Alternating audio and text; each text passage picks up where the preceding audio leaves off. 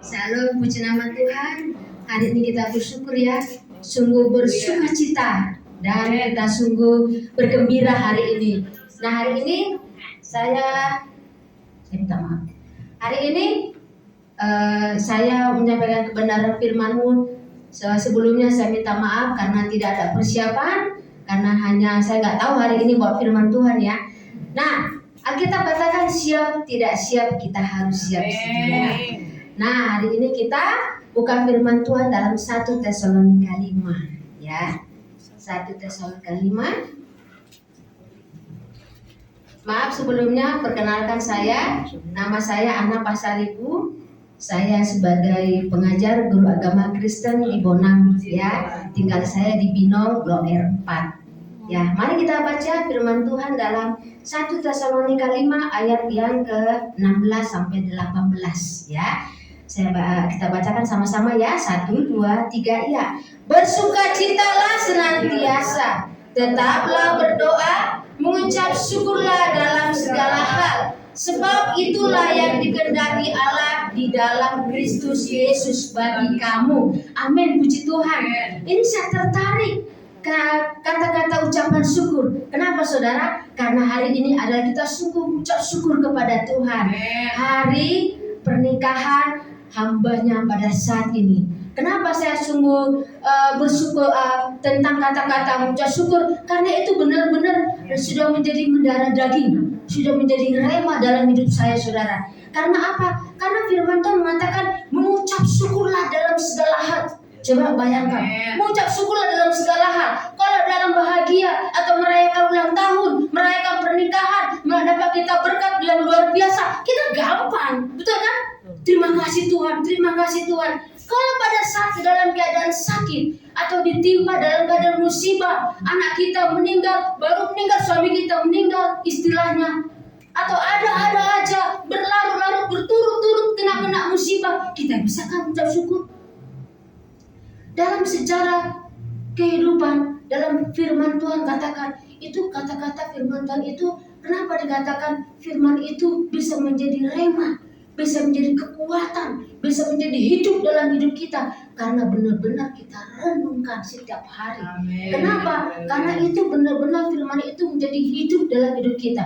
Mengucap syukurlah dalam segala hal. Coba kita bayangkan pada saat ini apa yang kita alami dalam hati kita, dalam batin kita. Terima kasih Tuhan. Bisakah kita mengatakan, Tuhan terima kasih, Engkau baik bagi kehidupan. Saya ini benar loh saudara, yang 3 ayat ini tuh menurut saya itu hal-hal yang benar-benar itu firman itu menjadi hidup dalam hidup saya. Kenapa saudara? Karena mengucap syukur itu hal-hal yang luar biasa, yang kadang itu membuat iman kita bangkit. Karena ucapan syukur itu berkaitan dengan iman kita saudara. Karena apa? Karena iman seseorang itu ya dari firman Tuhan itu membuat iman kita menjadi kuat. Karena apa? Dalam Alkitab apa dikatakan dalam firman Tuhan? Ya, seseorang bisa kandas karena iman, karena kesusahan. Seseorang bisa hidupnya gak bisa mengucap syukur karena tidak ada iman. Makanya perlu sekali iman. Ya, dari mana iman itu? Alkitab berkata, iman timbul dari pendengaran. Pendengaran akan firman Tuhan. Makanya kita, saudara-saudara, kita dari saat ini kita harus belajar untuk membaca firman Tuhan, merenungkannya, itu menguatkan roh kita. Nah kita tahu kan, dalam Timotius mengatakan apa? Manusia itu terdiri dari tubuh, jiwa, dan roh. Tubuh kita perlu kasih makan. Makanan apa? 4 sehat 5 sempurna. Jiwa kita perlu dikasih makan dengan apa? Pujian dan doa. Roh kita perlu kasih makan dengan apa? Ya firman. Karena firman itu adalah roh yang hidup, menghidupkan roh kita. Makanya kita katakan, jangan padamkan rohmu. Berarti bisa dong roh kita padam. Biarlah rohmu bernyala-nyala, layanilah Tuhan. Nah coba, bisa roh kita bernyala-nyala? Bisa nggak roh kita padam? Bisa. Apalagi kalau kita sebagai hamba-hamba Tuhan, perlu sekali ini, perlu iman. Perlu kata-kata ini menjadi hidup dalam roh kita. Ya, kita semua pelayan Tuhan, kita semua hamba-hamba Tuhan perlu dikuatkan dengan firman ini. Gak asal-asal just enggak. Benar gak hidup dalam roh kita firman ini? Karena apa? Kita sebagai pelayan Tuhan, wah tantangannya berat. Karena sudah Alkitab bilang apa? Berkali-kali Yesus, kalau engkau mau mengikut aku, kalau engkau mengasihi aku, engkau harus menyangkal dirimu. Bayangkan menyangkal diri. Gampang gak menyangkal diri kita? Apa tuh menyangkal diri? Segala keinginan kita. Apa tuh? Gangguan hidup. Apa itu? Kebencian, kemarahan, pertikaian. Kita buang semua. Berat enggak?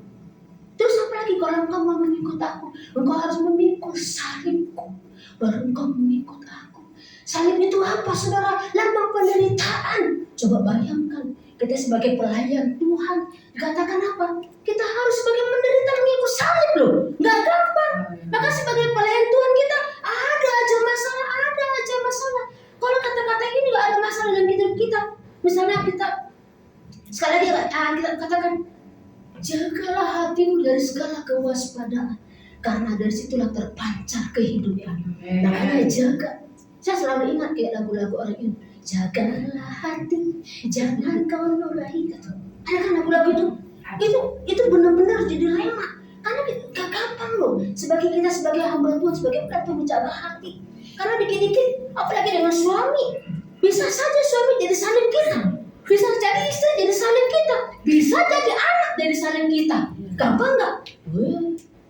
Makanya ini benar-benar menurut saya tuh benar-benar luar biasa kata-kata ucap syukur dalam segala hal. Coba ucap syukurlah dalam segala hal.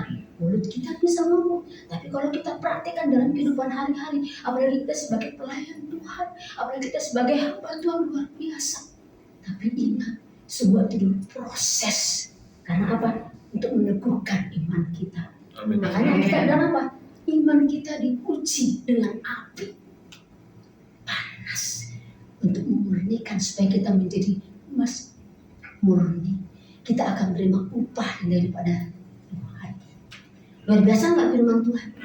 Luar biasa. Hari ini kita sebagai pelayan-pelayan Tuhan, sebagai hamba Tuhan, mari teguhkan hatimu. Apapun yang kita alami saat ini, ya kita datang ke tempat ini tidak kebetulan. Saya nggak berpikir sebab firman Tuhan, bahkan di jalan Tuhan saya ingin dapat sesuatu hal. Coba bayangkan, saya meminta bahkan saya memberi.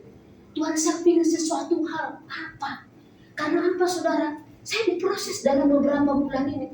Prosesnya begini saudara. Saya kan kontrak tuh, ya kan? Kontrak di Bonang karena dekat dengan Ngajak. Dulu kita tinggal rumah mertua di Peru.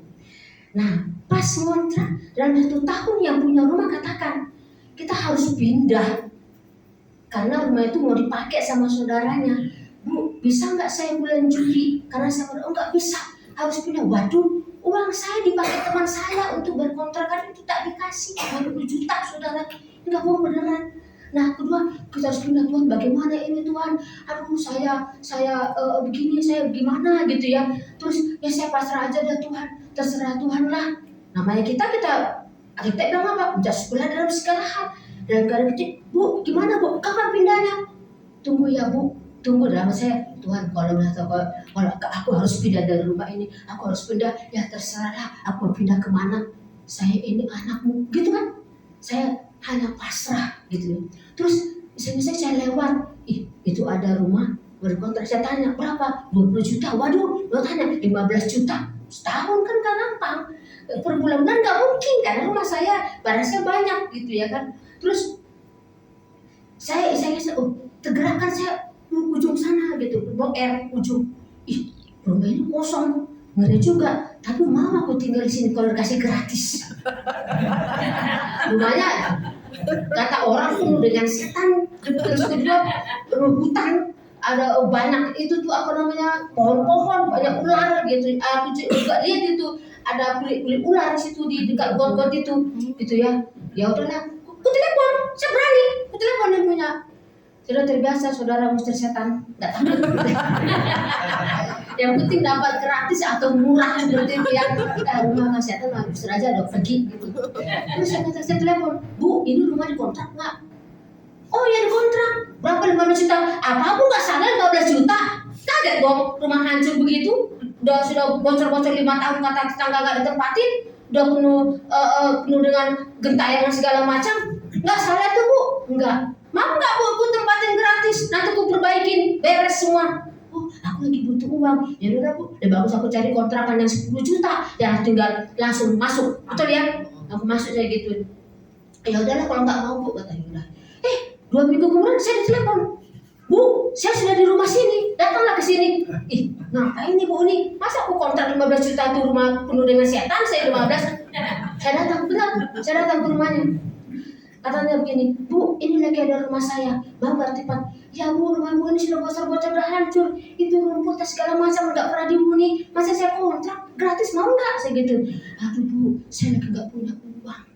Kata-kata nggak punya uang, hati saya ini saudara. Kenapa? Saya juga nggak punya uang sama-sama. Saya bilang, saya juga nggak punya uang. Kita kan kayak gitu ya. Kalau kita nggak punya uang, merasakan orang nggak punya uang, kita merasa sama. Gimana rasanya? Makanya dibilang, kalau Tuhan aja mau mengampuni, kita bisa merasakan kasih pengampunan Tuhan. Kita nggak mau mengampuni orang, berarti kita belum merasakan pengampunan Tuhan. Pasti itu, pasti. Karena apa? Kita sudah merasakan kasih Tuhan, kita belajar untuk mengampuni orang lain. Kalau orang tidak mau mengampuni, bahkan pendeta-pendeta tidak mau mengampuni jemaatnya, belum merasakan Tuhan. Jangan ketawa Pak, benar itu kenyataan. Kalau kita merasakan kasih Tuhan, kita akan merasakan kasih kepada orang lain. Amin. Luar biasa. Saya merasakan, Bu, katanya gitu. Mau nggak Bu? Waduh Pak, Bu, ya gituin. Saya itu gak punya uang juga Bu, samanya kita.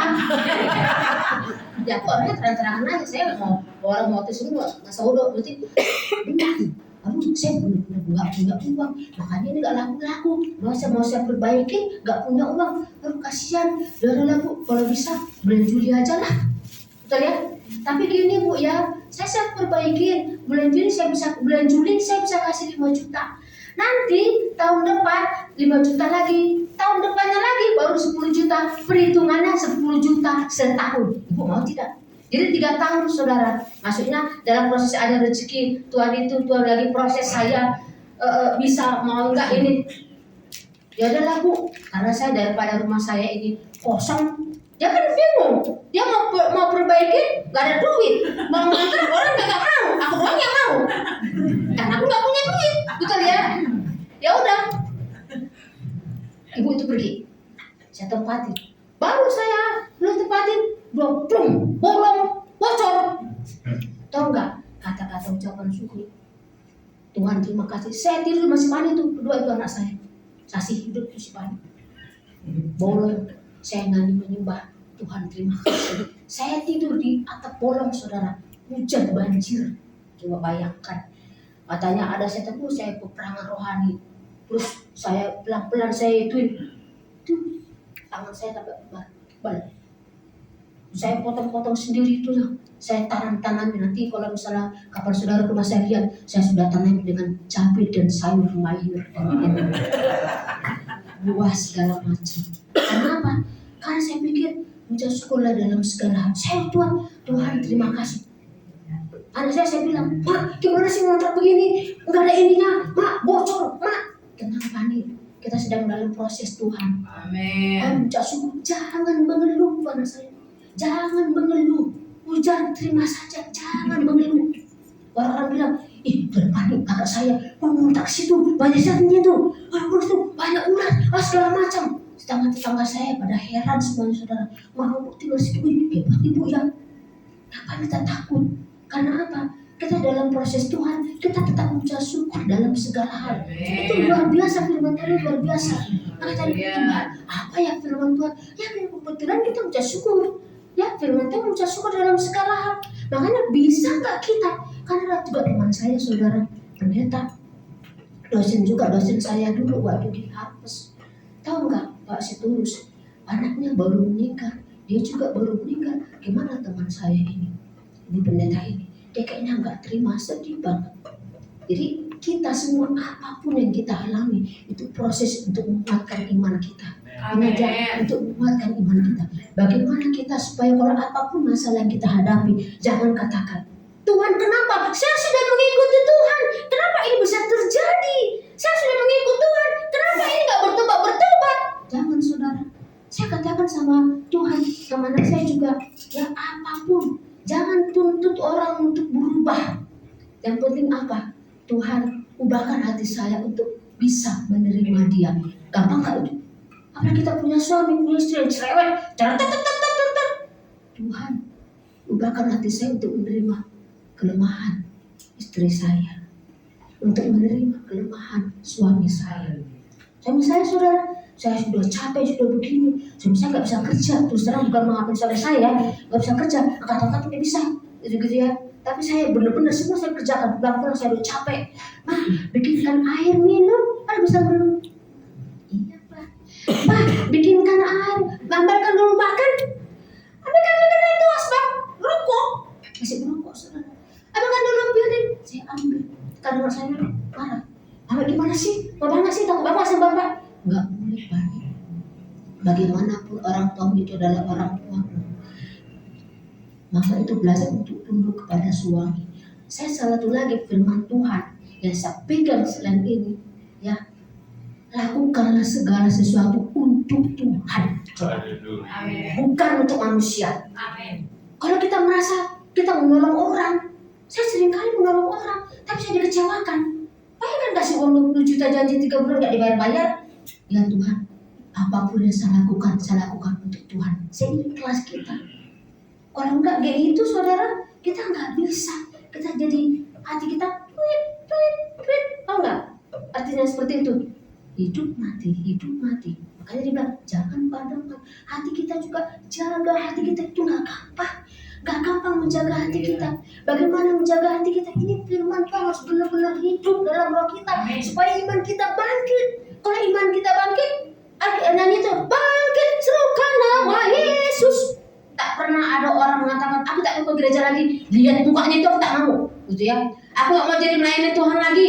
Bisa nggak dia kandas di mana? Bisa. Alkitab jelas mengatakan ini. Di mana itu? Karena kesusahan kandaslah iman seseorang. Karena masalah kandaslah. Karena apa? Karena dia nggak mau hatinya diproses. Saya kalau ada masalah, misalnya ada yang menyakitin saya, misalnya ibu ini nyakitin saya, kecewa bener-bener. Tuhan terima kasih dengan ibu ini. Dengan ibu ini aku belajar untuk menerima segala. Amin. Itu kata ucapan syukur loh. Kita katakan Tuhan terima kasih dengan ada jemaat kita yang benar-benar bolak-balik bikin kita kesel gitu ya. Tapi kalau kita katakan dengan tulus hati, dengan ikhlas, Tuhan terima kasih dengan jemaat saya ini, dengan jemaat saya ini saya bisa belajar untuk mengerti akan dia, mengampuni dia, mengasihi dia. Itu kita lulus. Makanya tingkat-tingkatan kita ada level-levelnya, saudara. Apalagi hamba-hamba Tuhan, kita semua pelayan Tuhan, hamba-hamba Tuhan ada. Itu seperti anak saya ujian, ya kan ya? Kalau murid saya mau sudah saya kasih pelajaran, ayo kita ulangan. Nah, nilainya ada 50, ada 30, ada 80, ada 90, ada 100. Yang mana dia yang paling 50? Ulang lagi ya, remet, ulang lagi, remet lagi, ulang lagi, remet lagi. Karena dia tidak mau belajar. Maka kita sebagai pelayan Tuhan, hamba Tuhan, kita harus, kalau misalnya ada tuh masalah-masalah itu proses kita sebenarnya. Itu proses hati kita supaya bagaimana tingkatan level kita. Bisakah kita mengasihi? Bisakah kita mengampuni? Bisakah kita lebih lagi mengasihi Tuhan? Karena dengan masalah itu membuat kita lebih lagi mengasihi Tuhan. Coba kita gak ada masalah, biasa-biasa saja. Benar gak Pak? Ya, biasa aja. Coba kita ada masalah, semakin kita ada masalah, Tuhan tolong saya, sudah tukang kredit sudah datang, sudah nagih-nagih hutang sudah datang, tolong saya. Masih begitu, akan menjerit sama Tuhan. Kalau kita sakit, Tuhan tolong saya Tuhan, jangan sampai sempat saya mati. Saya nggak mau mati Tuhan, saya belum siap mati, takut dihukum. Nah seperti itu. Apa aja kita itu hati kita, bagaimana kita belajar dari sini, kita belajar. Coba dari sini kita terapkan firman Tuhan, mengucap syukurlah dalam segala apapun itu. Jadi kita apa? Jadi teguhlah hati kita. Makanya orang yang bisa mengucap syukur adalah orang yang teguh hatinya, teguh imannya. Bagaimana menumbuhkan iman kita? Baca firman Tuhan pagi siang malam setiap hari. Amin. Nama Tuhan. Mari kita